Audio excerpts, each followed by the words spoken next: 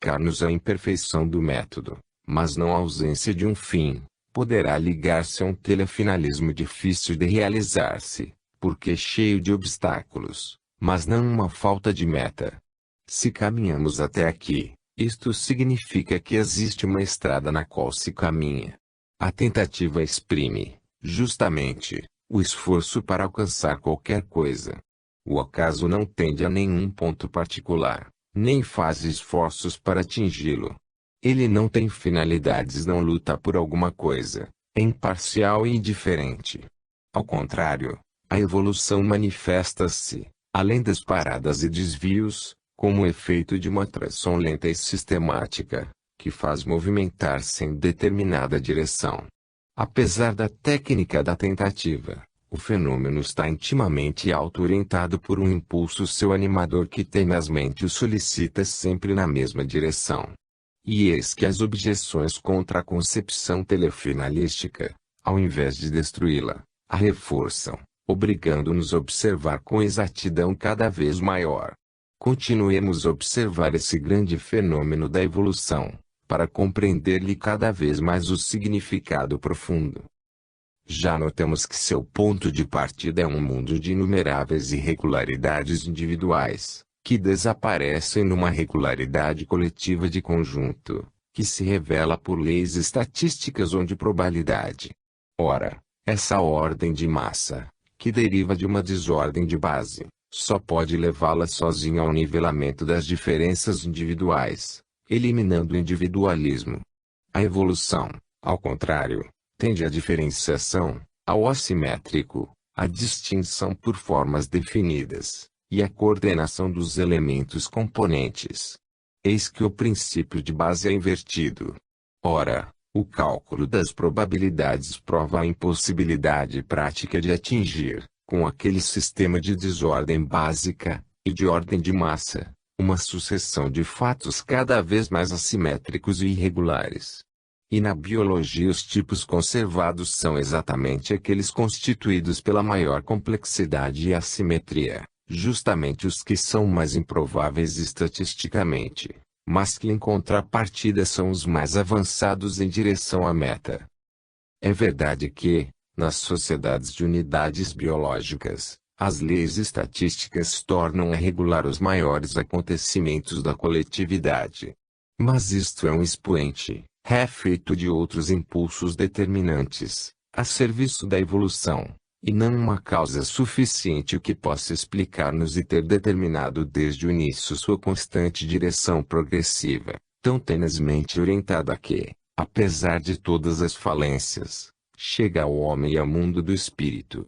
Do ponto de partida ao de chegada, da mulher ao homem, existe um crescimento sistemático de complexidade e uma contínua conquista de qualidades superiores. Se isto acontece por tentativas, não se pode negar que estas se movimentaram sempre em uma direção determinada, para um objetivo certo, sem o que não se explicam os resultados finais, obtidos com a formação do homem pensante. Se aceitarmos como procedente o princípio do acaso, ou seja, aquele da ação dos fatores da adaptação e seleção, jamais poderemos explicar-nos como esses fatores se orientaram, em média, para a construção de uma forma que é a mais improvável estatisticamente. O que não se pode negar, é que deve ter havido uma tendência prévia a evoluir em dado sentido, em obediência a forte chamamento. Evidentemente era necessária a ação de um poder bem grande, embora escondido e latente, para conduzir a nossa existência, das estradas do mundo inorgânico da matéria aos tão diferentes do mundo orgânico da vida. O primeiro não possuía os elementos que o tornassem capaz de fazer, sozinho, um salto tão grande. Havia uma revolução grande demais para realizar, uma ponte muito longa, para atravessar o abismo e uma encosta muito íngreme para subir, para que o milagre pudesse ocorrer apenas com as leis e os recursos do mundo inorgânico. Mas outros fatos existem ainda. Em A Grande Síntese já falamos, capítulo 48, Série Evolutiva das Espécies Dinâmicas, e também no volume A Nova Civilização do Terceiro Milênio, capítulo 25, o dualismo universal fenomênico, do fenômeno da entropia, pelo qual se verifica, no universo dinâmico, a tendência à quietude final do nivelamento. A entropia manifesta-se como um fenômeno de cansaço no dinamismo universal, que culmina na uniformidade, pela completa exaustão atingida por todas as diferenças. Este deveria ser o fim natural do universo inorgânico, segundo suas leis, se ele fosse somente isso.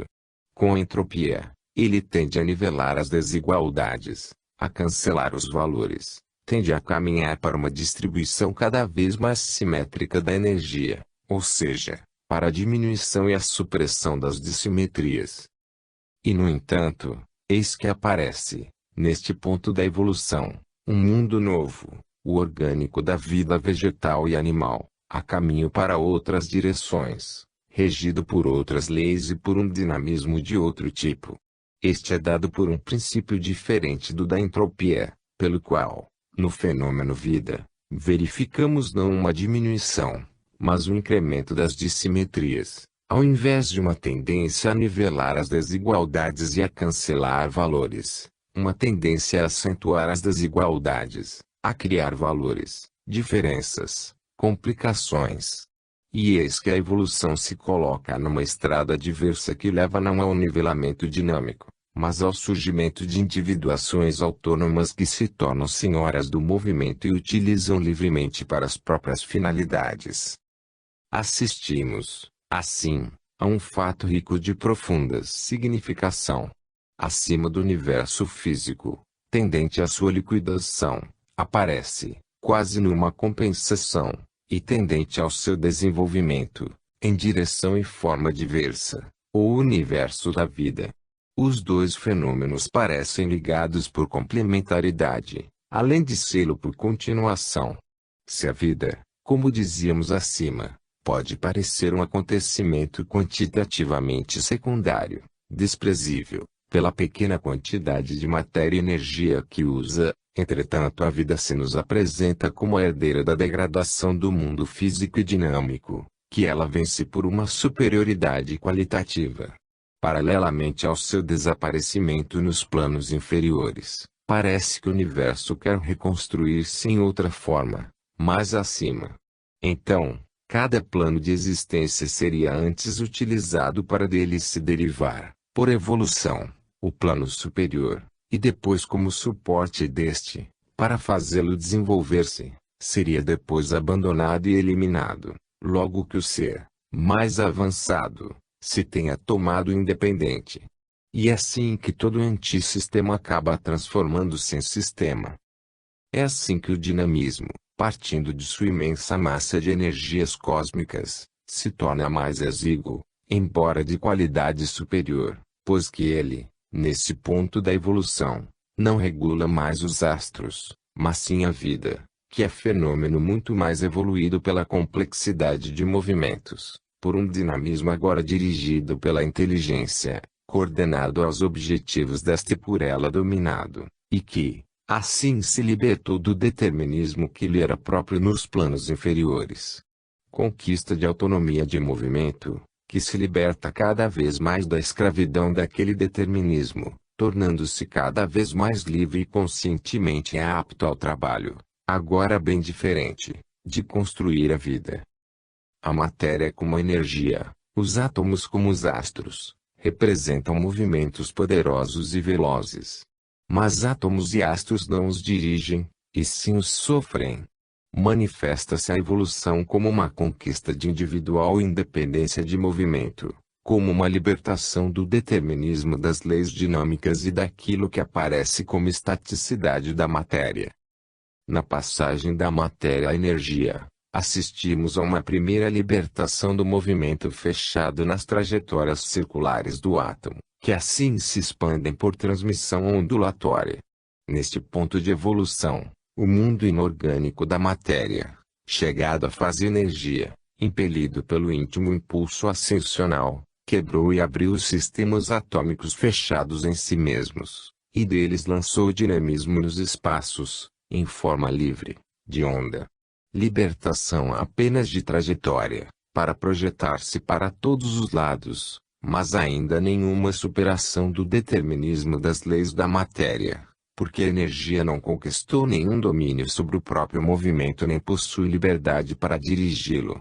Como a matéria, a energia deve obedecer cegamente à sua lei, mesmo que isto se passe de forma diversa, já que o movimento não está mais fechado em si mesmo. E nessa altura da subida que intervém o impulso telefinalístico.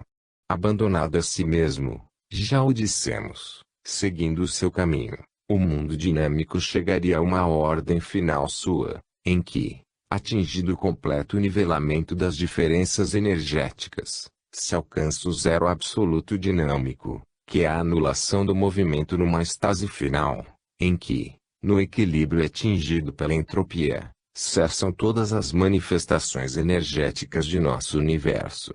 Mas a evolução não se deixa arrastar por essa estrada, que seria a consequência lógica das causas presentes no fenômeno.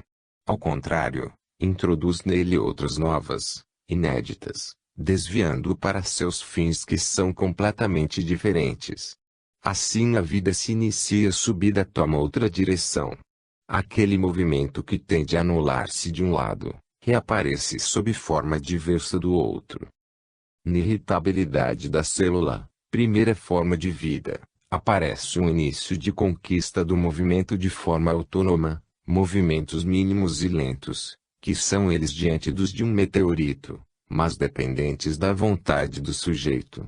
Os movimentos precedentes continuam a girar cegos no íntimo dos átomos componentes, mas são tomados numa escala maior, em movimentos de que o ser não é efeito, como na matéria, mas é a causa, como na vida. Começa, então, com a evolução, uma espécie de luta na libertação contra as leis físicas.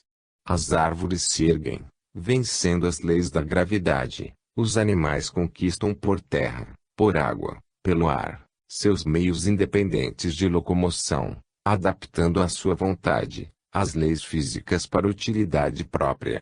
Assim, como antes se pensava na descoberta das Américas, agora se pensa nas viagens interplanetárias. Assim se manifesta, em realizações cada vez mais poderosas, aquele impulso de libertação que leva o ser a apoderar-se do movimento para a conquista do espaço.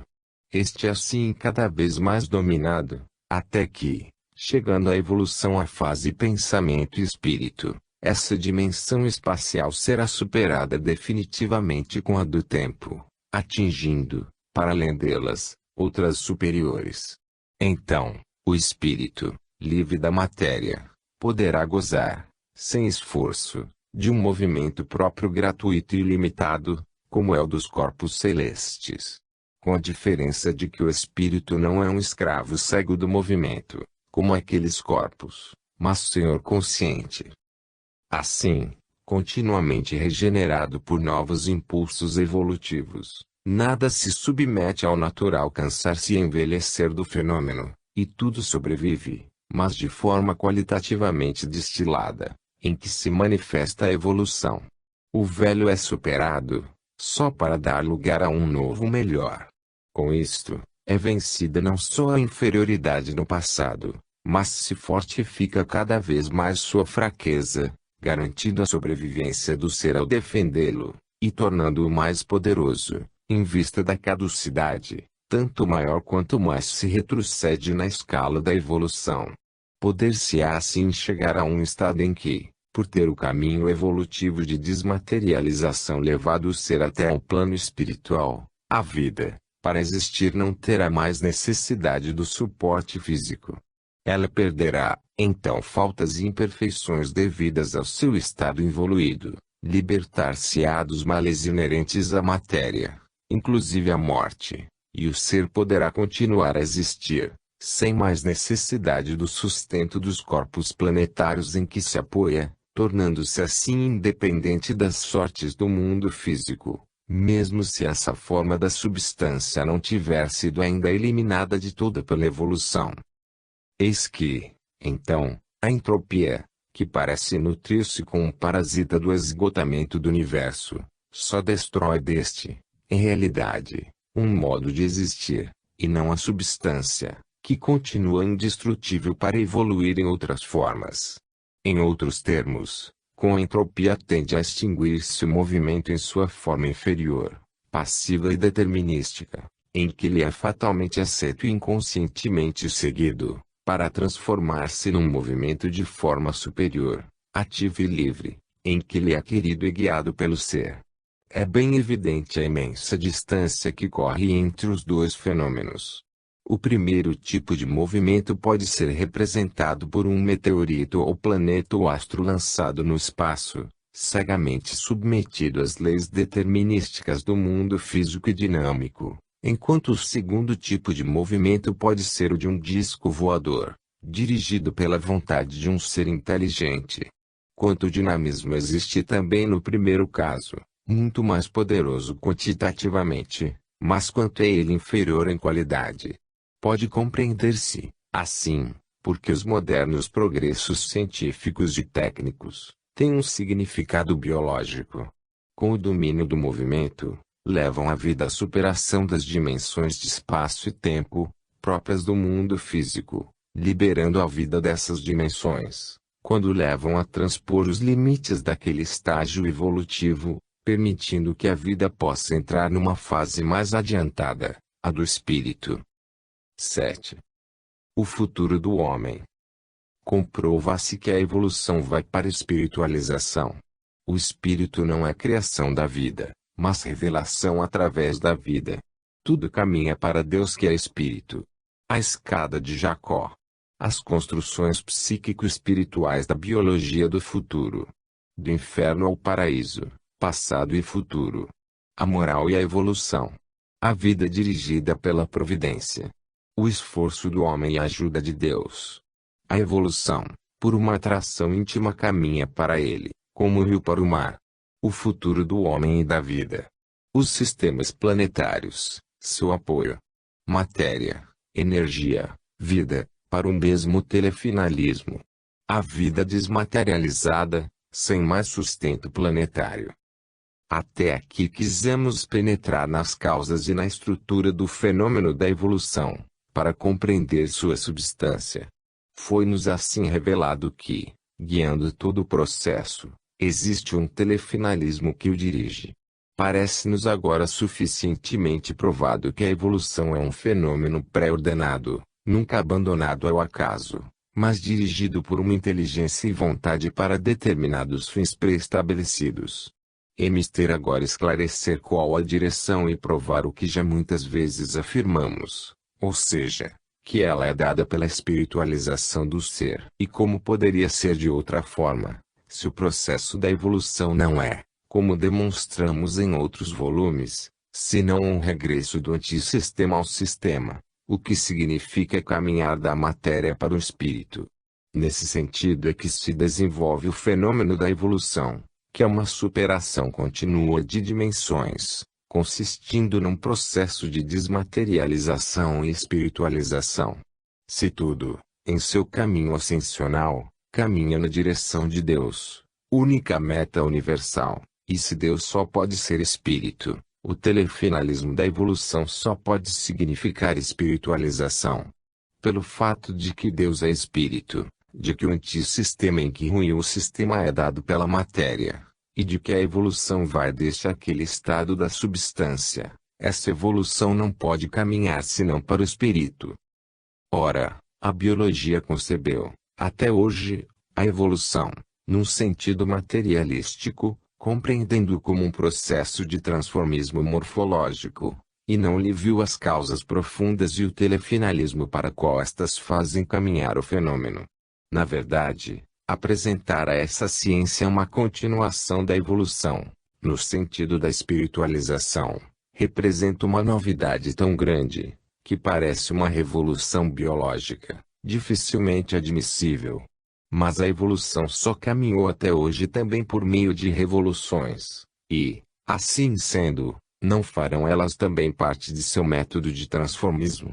Não é novidade que este, após longas e lentas maturações, chegado às curvas decisivas, precipita-se para novos estados que parecem muito distantes dos precedentes, para poder-se aceitar que aqueles sejam a continuação destes. Não é a primeira vez que a evolução dá saltos semelhantes para frente. E a cada um deles vemos nascer um mundo, regido por novos princípios. Porque não deveria agora a evolução poder realizar, chegada a este ponto, esta nova transformação, que, relativamente, não representa um desvio maior do que os realizados no passado. Porque agora, que chegou diante da espiritualização do homem, deveria a evolução mudar de método e fazer uma exceção, detendo a sua marcha. Já observamos a técnica íntima com que se desenvolvem essas revoluções. Agora que vimos o princípio determinante da evolução, que a anima e a guia, ficam elas logicamente explicadas e compreensíveis.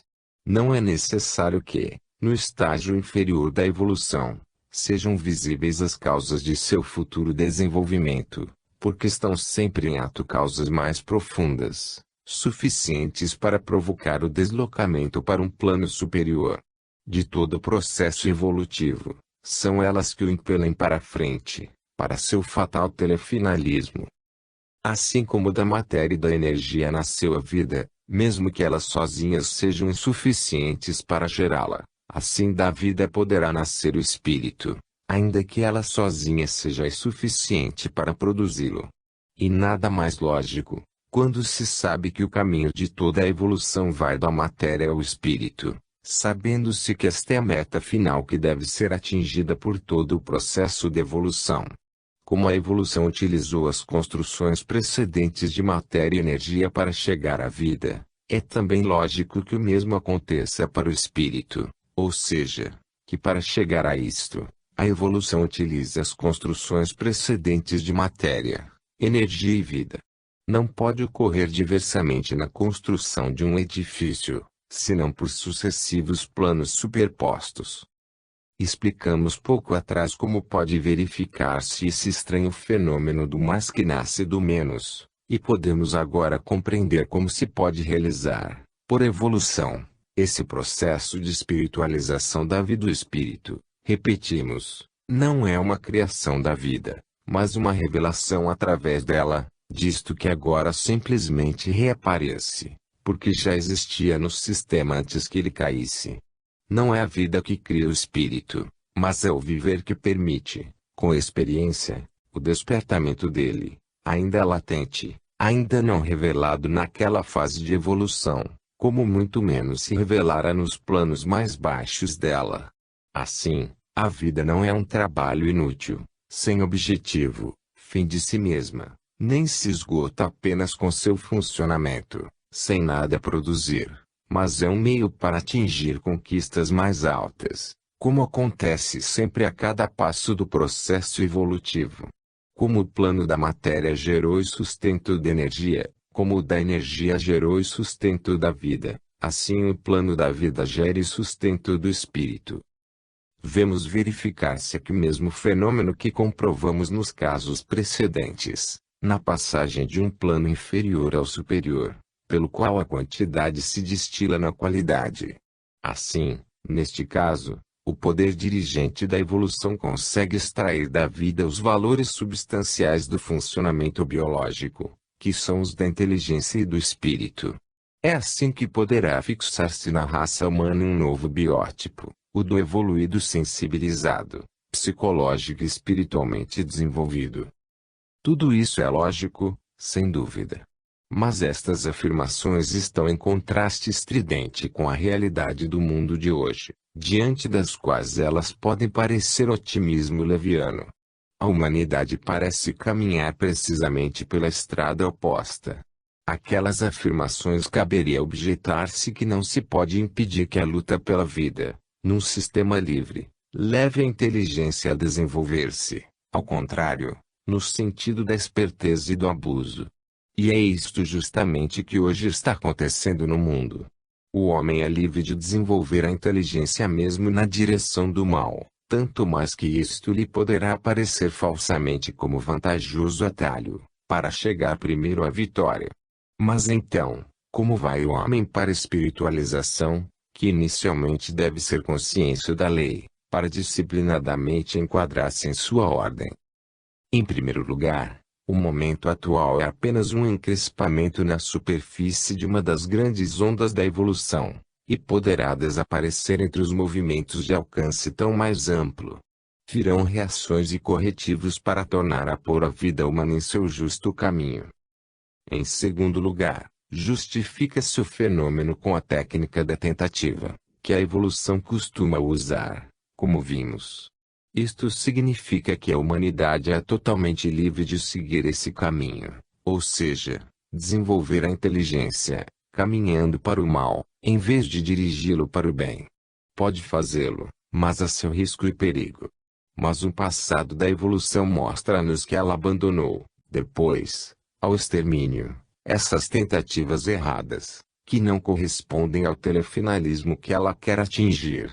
Ao homem pertencerá um futuro mais alto, quando mostrar-se digno dele, mas não é impossível em caso de uma humanidade, que teimosamente querendo desenvolver-se às avessas, descendo pelas estradas do mal, ao invés de subir pelas do bem, seja liquidada, justamente pelo fato de que se rebela contra o princípio fundamental da evolução, que é subir para Deus, e não descer ao polo oposto. Neste caso não faltam outras formas de vida e modelos biológicos atualmente concorrentes, prontos a substituir o homem em sua posição biológica se este quisesse obstinadamente engolfar-se num erro decisivo. E o pior seria exatamente isto: querer revoltar-se tentando derrubar a lei, querendo ir em sentido contrário ao estabelecido por ela. Renovar-se e assim o processo da queda, filha da revolta, da qual só pode nascer involução. A raça humana regrediria automaticamente, em proporção à revolta que ela quis. O desenvolvimento da inteligência, se não for torcido por má vontade, deve levar, pelo contrário, à consciência da lei, à obediência na ordem, e não, portanto, à revolta. O desastre ocorreria se a humanidade inteira estivesse estragada. Mas não está totalmente. Assim é mais fácil que a vida resolva o problema por meio de uma separação ou depuração, afastando do ambiente terrestre só a parte que, com a revolta, gerou as causas de seu retrocesso. O certo é que o impulso fundamental da vida, o de atingir o seu telefinalismo cedo ou tarde por um caminho ou por outro, imporá sua vitória. E se esse telefinalismo significa espiritualização, a fase vida terá fatalmente que desembocar na fase espírito. A evolução tem um caminho traçado e não pode sair dele.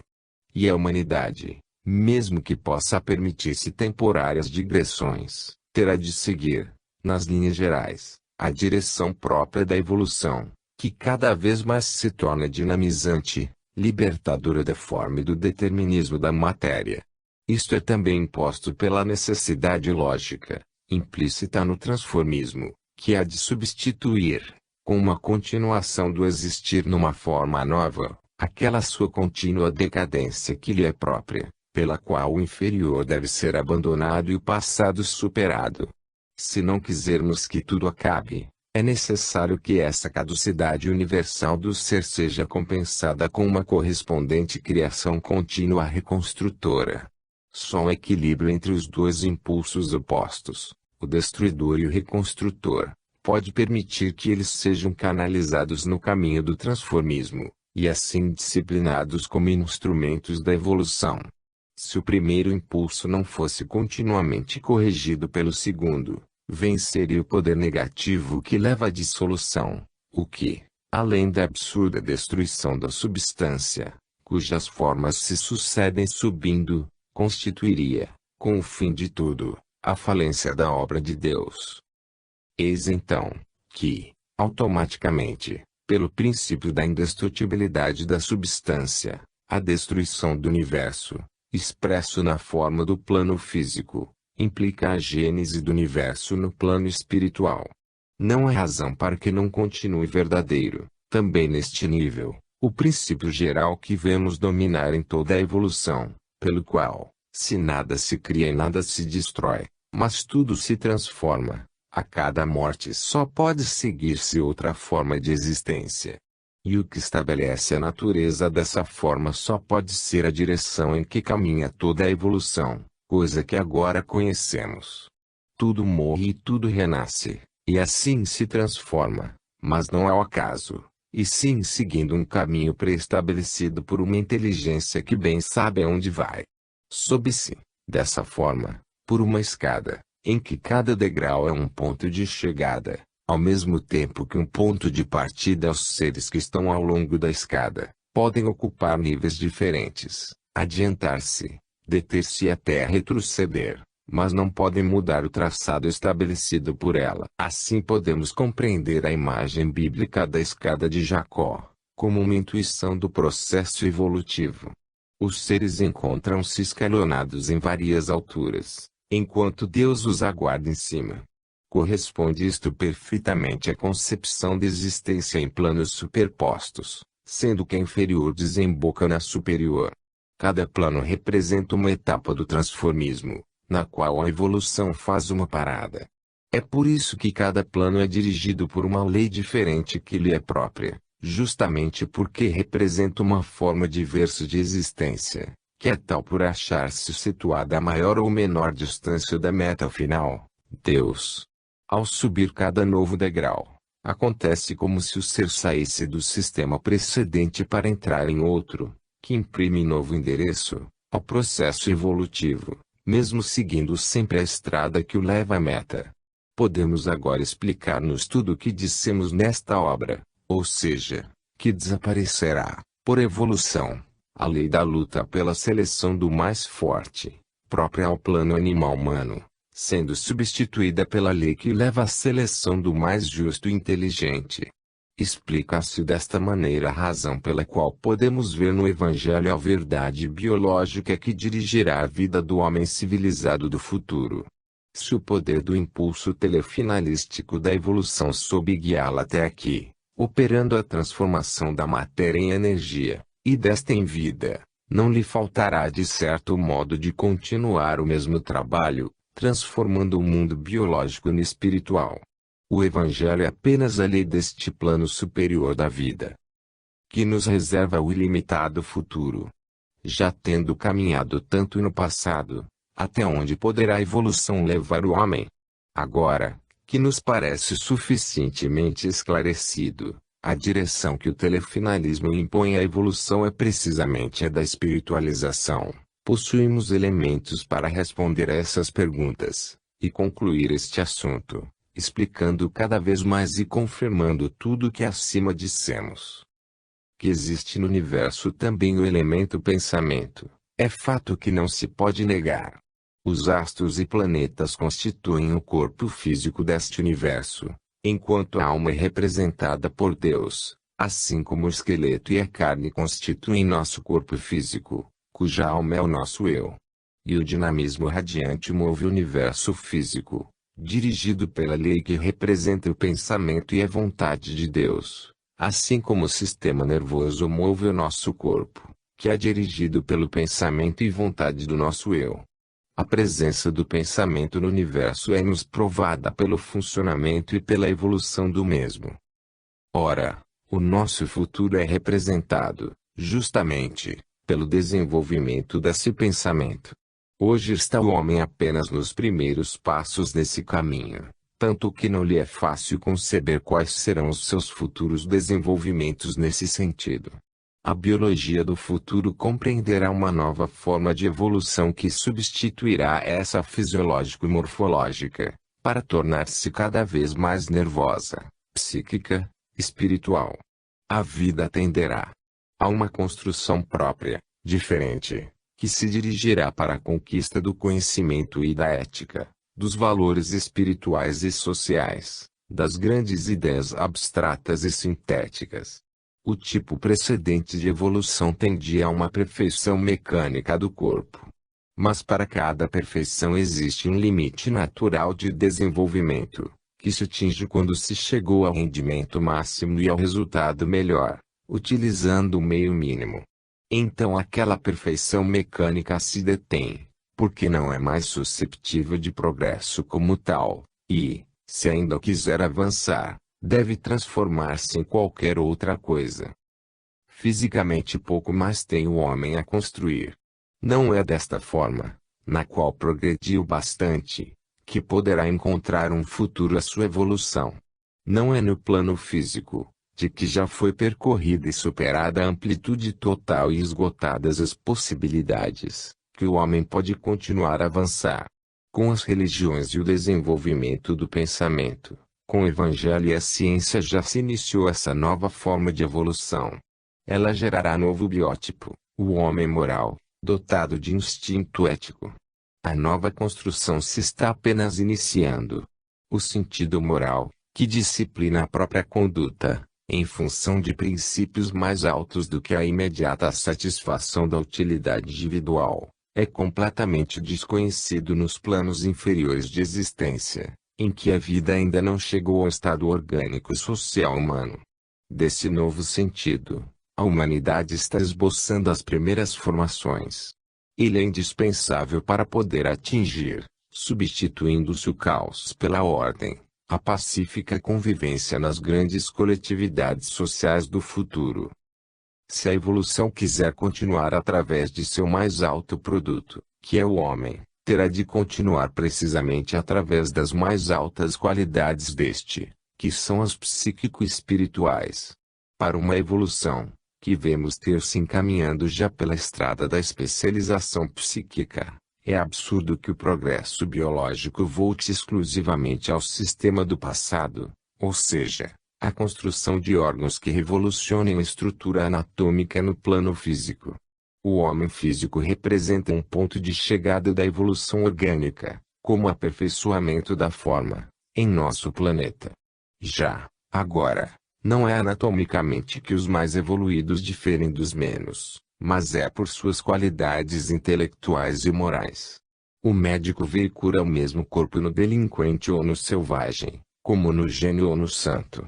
Os homens hoje se diferenciam, mais do que pelo corpo, pela personalidade, que é agora a verdadeira base das distinções sociais.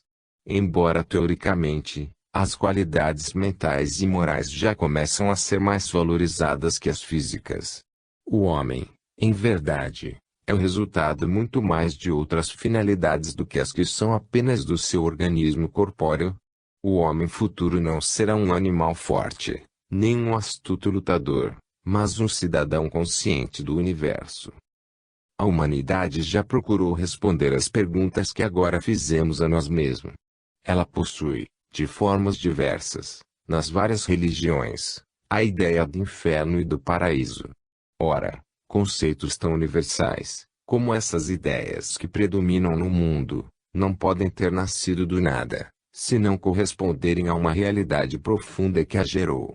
Se essas ideias existem de forma tão difusa, devem exprimir algo de fundamental na vida.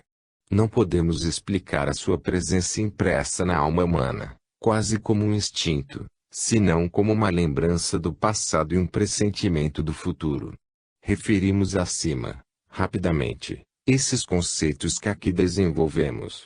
Estas ideias não apareceram no mundo por acaso, fruto de fantasia ou por vontade de chefes religiosos, mas fazem parte do desenvolvimento da vida, assumindo um significado biológico. A ideia de paraíso exprime, justamente o estado a que a evolução levará o homem no futuro. Isto confirma tudo o que dissemos, porque já vemos existir nas religiões o conceito do telefinalismo que, segundo nos mostram, consiste exatamente na espiritualização. Se o inferno é matéria, o paraíso é espírito, e o atingimos fazendo da vida um processo evolutivo de purificação, que consiste em nos espiritualizarmos. Isto é que ensinam as religiões, que demonstram assim admitir, elas também, a nossa tese do telefinalismo da evolução.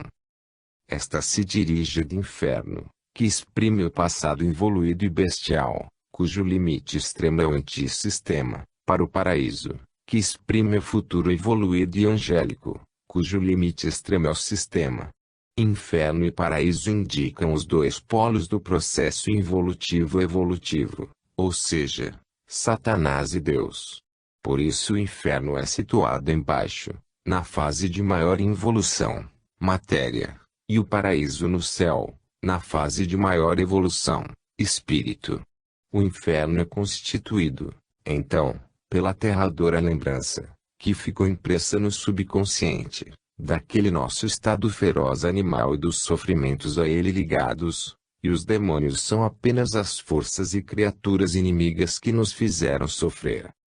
O mesmo que podemos dizer do Evangelho, considerando como antecipação da lei que regulará a humanidade civilizada do futuro, podemos agora dizer destas ideias de inferno e paraíso, ou seja, que isto não tem apenas um sentido religioso, puro objeto de fé, mas outro mais profundo, e que constitui um fato biológico positivo que racionalmente se impõe à ciência. O subconsciente humano registrou o passado, tão duramente vivido, e agora nulo restitui com as impressões que ele gerou, nesta forma de instintivo terror. De fato, é nesse passado biológico evoluído que são buscadas as figuras demoníacas, de que se julga povoado o inferno, reconstruindo o seu ambiente em que elas se movem. Os diabos são, com efeito, seres extremamente evoluídos, monstros pré-humanos, com pelo, rabo, garras, chifres, presas, como os animais, seres ferozes, capazes de todas as crueldades. O ambiente, por sua vez, é de natureza vulcânica, como fogo, enxofre, agitado por conturbações telúricas e atormentado por chuvas incandescentes. Mas este era apenas o estado do homem primitivo, indefeso, à mercê das feras e dos fenômenos naturais, num planeta que ainda era teatro de desencadeamento caótico de forças primitivas. A Terra situada embaixo, campo de tantas lutas, continha muitos perigos de morte. Do céu, no alto, vinham luz e calor, trazendo a vida. Embaixo, dor. Em cima, alegria.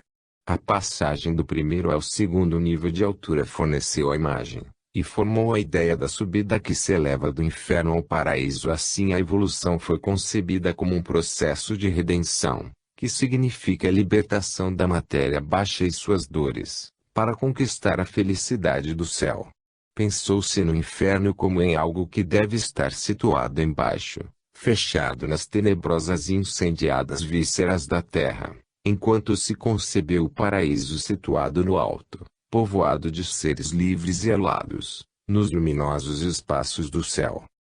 Quisemos compreender a gênese dessas formas mentais e seu significado diante da realidade biológica, não para diminuir sua importância no terreno religioso, mas, ao contrário, para lhes dar, de forma racional positiva, uma confirmação de significado e valor científico.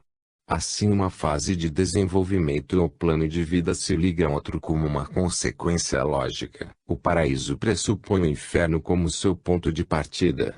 O inferno pressupõe o paraíso como seu ponto de chegada. Tudo isto corresponde exatamente à teoria da queda e da subida, segundo a visão expressa nos volumes Deus e Universo e o Sistema. O paraíso representa o estado futuro, que constitui, de tantas formas diferentes, a grande esperança do homem, estado em que se realizarão todas as aspirações que fervem na profundidade de seu irresistível instinto de subir. Só o fato de que se caminha nessa direção, pode dar bom e justo significado à dor, conforto a tanta luta, e um amanhã melhor à vida. Somente assim podem dar-se sólidas bases biológicas à moral, bases estabelecidas pelas normas que regem a vida, nas quais se exprime a lei, que representa o pensamento de Deus que guia o funcionamento do universo. Se seguirmos essas normas, obedecendo àquela lei, evoluiremos, ou seja, nos redimiremos do horrível passado em que caímos, e num maravilhoso futuro reencontraremos a felicidade. O conceito de dever e as normas de conduta humana passam a fazer parte integrante do processo evolutivo e assumem um valor biológico positivo. Desse modo podem dar-se bases racionais à moral, de forma que ela seja reconhecida pela ciência como fator que se enxerta no fenômeno da vida, como determinante de sua evolução. Então, a revolta contra a ordem, a desobediência às normas da ética, significa caminho de descida com todas as dolorosas consequências que a involução implica. Disto deriva o reconhecimento da importância positiva das religiões, como guia da conduta humana, importância que, assim, nem sequer a ciência pode desconhecer. As concepções da fé e da ciência, ao invés de chocarem-se, fundem-se, explicam-se e se sustentam mutuamente. Fazer o bem e o mal significa sintonizar com determinados ambientes, que por isso se tornam nossos, e dos quais acabaremos participando, para gozar ou sofrer, consoante nossas obras. Chega-se a uma moral biológica positiva, racionalmente demonstrada, solidamente baseada nos princípios que regem a vida.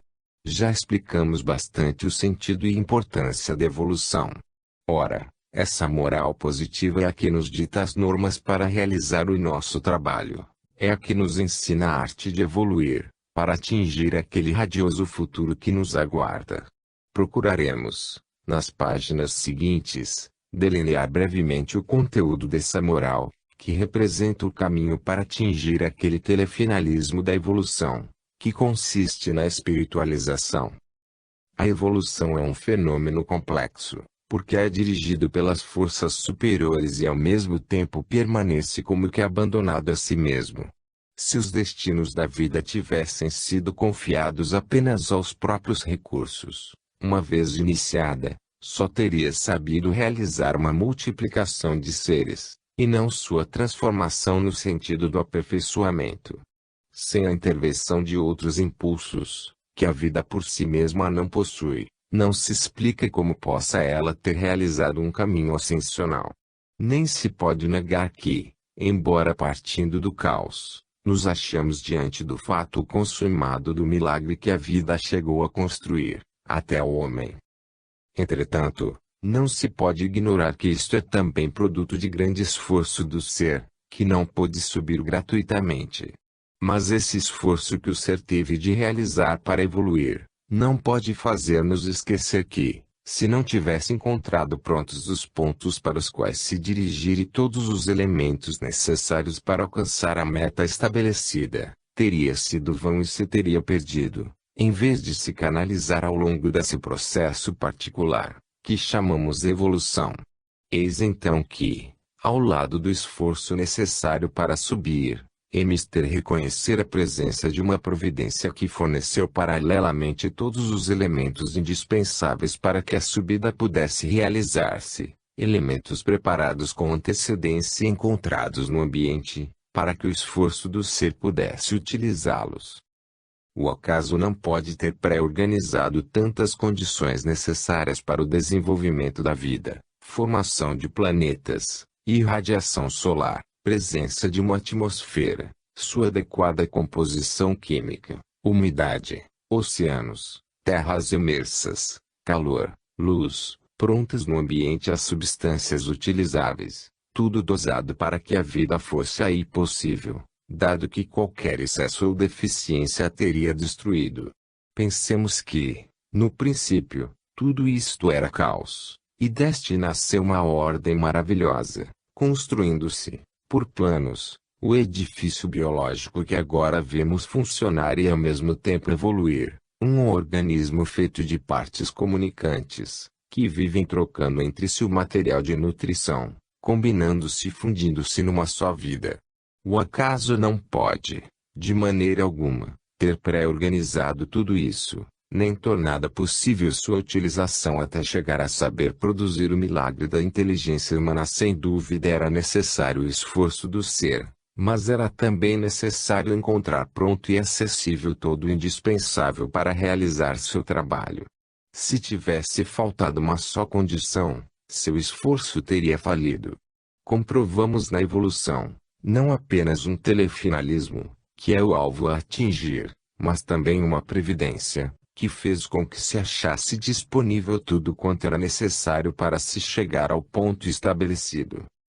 Por outro lado, o ser permanece como que abandonado a si mesmo, para que a evolução represente o fruto merecido de todo o seu esforço. Este lhe é totalmente entregue, porque sem esforço seu, o ser não poderia verdadeiramente aprender. Eis então que Deus se comporta como um pai que assiste aos primeiros passos da criança, ajudando-o indiretamente, deixando-o cair para que aprenda a não cair mais, e, ao mesmo tempo, vigiando e sustentando para que a criança não se perca. Quando então esta cresce, Deus lhe dá a liberdade, para que aprenda a guiar-se por si mesma, assumindo as suas responsabilidades. Assim, se por um lado a criatura caminha com dificuldade tentando o futuro, por outro lado o auxílio que dirige a evolução nunca deixa de estar presente. Vemos, com efeito, que um poder interior a levantou a cada queda sua, repondo-a sobre o caminho devido, para fazê-la dirigir-se, de um modo ou do outro, para sua meta. É assim que a vida pôde dar prova de saber vencer tantos obstáculos. Explica-se dessa forma a técnica da tentativa. Eis porque, apesar do auxílio, aparecem erros e quedas ao longo da vida, ramos extintos, linhas desviadas ou congeladas, paradas nos lados da grande estrada da evolução. Esta é uma corrida em que alguns tipos perecem, eliminados pela porfia, ou permanecem superados. Outros, enfim, como o homem, passam à frente de todos. Para cada candidato à futura vitória, há milhares de rivais que com ele competem. O homem, ao menos até agora, venceu-os todos. Mas isto não basta para garantir-lhe que vencerá sempre. Se ele se desviasse do caminho, do telefinalismo fixado à evolução, e utilizasse os poderes de sua inteligência para rebelar-se às diretivas da lei, ao invés de obedecer, então também o homem poderia perder-se, e em tal caso, como já dissemos, não faltam outras espécies para substituí-lo na primazia sobre o planeta. Isto significa que as diretrizes do fenômeno da evolução exigem, em primeiro lugar, que o biótipo vencedor seja digno da vitória e que a esta corresponda a um valor real. Quando um modelo de vida se demonstra inadequado à posição que pretende ocupar, então a inteligência diretora o lança fora, e o substitui por outro melhor. Trata-se, de fato, de pormenores formalísticos, cuja mudança não impede, de modo algum, que os fins gerais da evolução sejam substancialmente alcançados. A vida caminhará de outra forma, atingirá o alvo com outras espécies, mas chegará de qualquer maneira onde quer chegar. Concluindo este assunto, podemos agora dizer que temos diante dos olhos os principais elementos que constituem o fenômeno da evolução. Temos de um lado a sabedoria de uma inteligência que dirige. Revela-se ela em três momentos. 1. Imposição de um telefinalismo, como meta final do processo evolutivo, que, por um caminho ou por outro, tem de ser atingido. 2. Pré-organização das condições indispensáveis ao desenvolvimento desse processo, providência previdente. 3. Guia do desenvolvimento do ser, acompanhando e dirigindo-lhe o esforço na direção desejada, estabelecida pelo telefinalismo.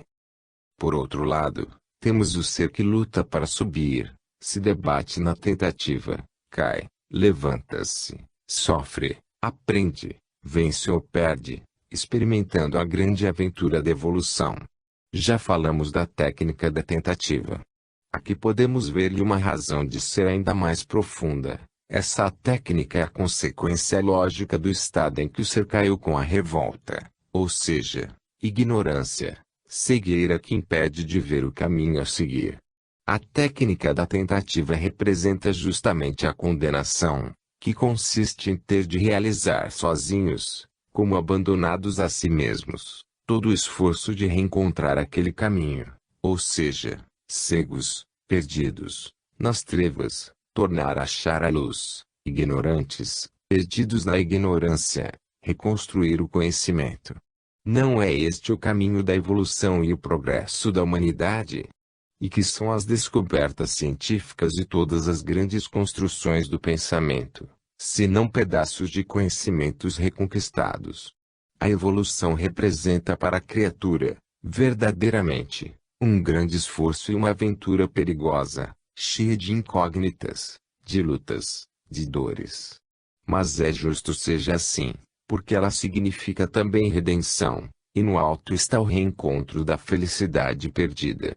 No entanto, Deus ajuda a evolução, embora não se fazendo ver, tanto menos quanto a criatura menos o merece nos planos mais baixos da vida, e tanto mais quanto a criatura mais o merece, por ter realizado o esforço de redimir-se, subindo a planos mais altos.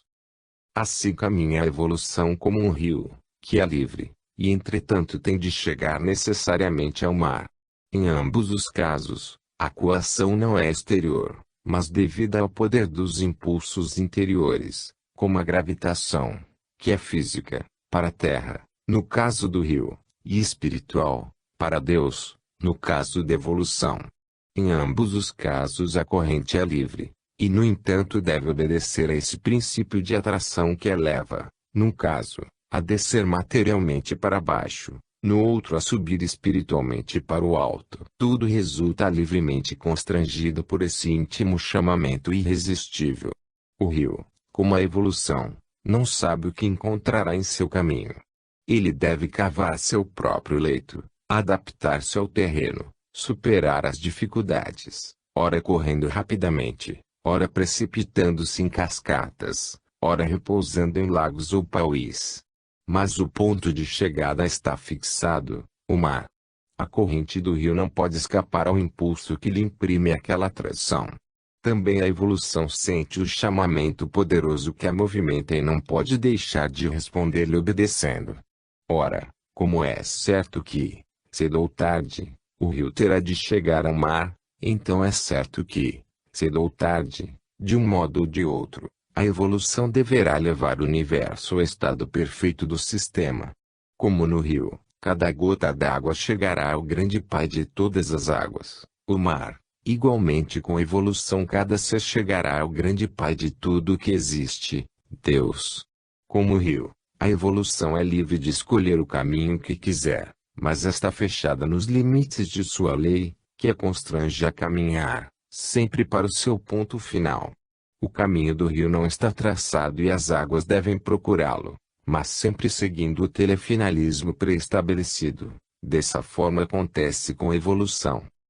Esta aproximação de exemplos fez-nos compreender melhor a estrutura do fenômeno da evolução. Nesta encontramos liberdade de escolha, independência de ação, como se ela estivesse abandonada a si mesma, como parece ocorrer também com a corrente do rio. Daí, tentativas, erros, adaptações e também falências, mas ao mesmo tempo, repetições, salvamentos e triunfos. E o contínuo chamamento da meta final, impresso sentido nas mais profundas vísceras do fenômeno, que põe freios àquela liberdade e a dirige e guia a bom porto, liberdade que, se for abandonada a si mesmo, sozinha, acabaria naufragando como uma louca, na falência. Se, ao contrário, mesmo não possuindo conhecimento próprio, ela atinge perfeitamente a meta determinada, tornando sábia a sua liberdade, este fato só se explica pela direção daquela inteligência que apenas a sabedoria possui. No fenômeno da evolução, vemos balançar-se, em equilíbrio, impulso independente de liberdade e um impulso oposto, determinístico.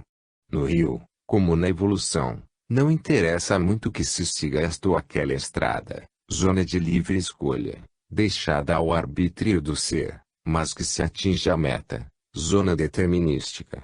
A evolução não importa se vai sobreviver este ou aquele biótipo, desde que sobreviva o melhor, e, por meio dele, triunfe a vida.